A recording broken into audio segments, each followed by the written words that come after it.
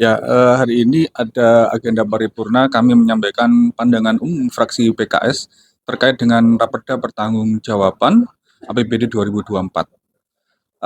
Kami menyampaikan yang pertama apresiasi umum untuk pemerintah Kota Surabaya atas kepemimpinan wali kota dan wakil wali kota yang telah sukses sampai tahun 2024 itu memimpin Kota Surabaya. Yang kedua, kami ucapkan apresiasi juga terhadap pemerintah Kota Surabaya yang sudah mendapatkan WTP 13 kali, kemudian ada pertumbuhan ekonomi sebesar 5,76%, meskipun jika dibandingkan tahun 2022 itu turun, ya kalau di 2022 itu 6,51%.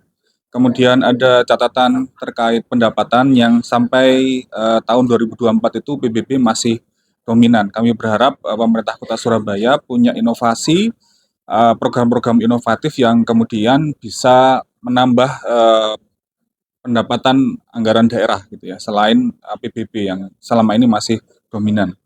Kemudian yang lainnya terkait dengan pemanfaatan aset, ya kami berharap juga pemerintah Kota Surabaya bisa optimal memanfaatkan aset, ada aset yang mangkrak dan sertifikasi 1.100 aset yang idle, supaya bisa dioptimalkan untuk pemerintah, untuk warga Surabaya.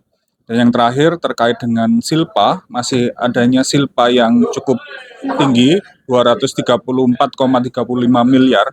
Nah ini perlu dianalisis. Silpa ini diakibatkan karena perlu kurangnya efisiensi atau lemahnya perencanaan.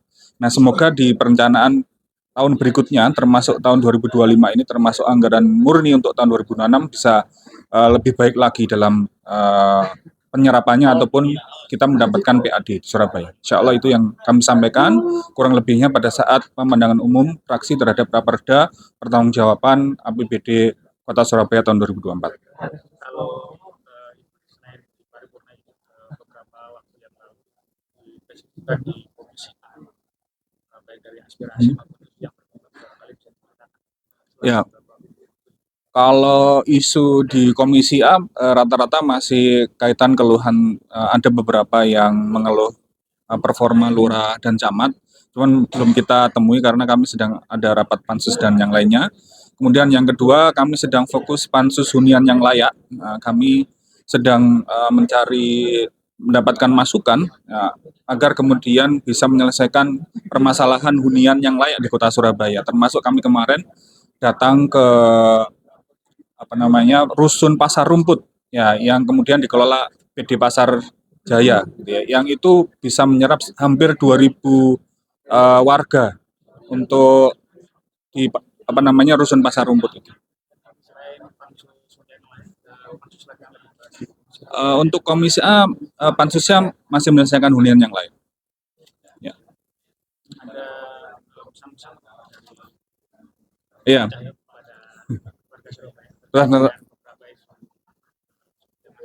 Oh ya, pesan-pesan yang belakangan ini marak terkait dengan curanmor. Yang pertama untuk warga Surabaya, mari kita tingkatkan sistem keamanan di kampung kita masing-masing, karena tanggung jawab keamanan itu bukan hanya pada pemerintah Kota Surabaya atau pihak berwajib, tapi juga kepada warga Surabaya.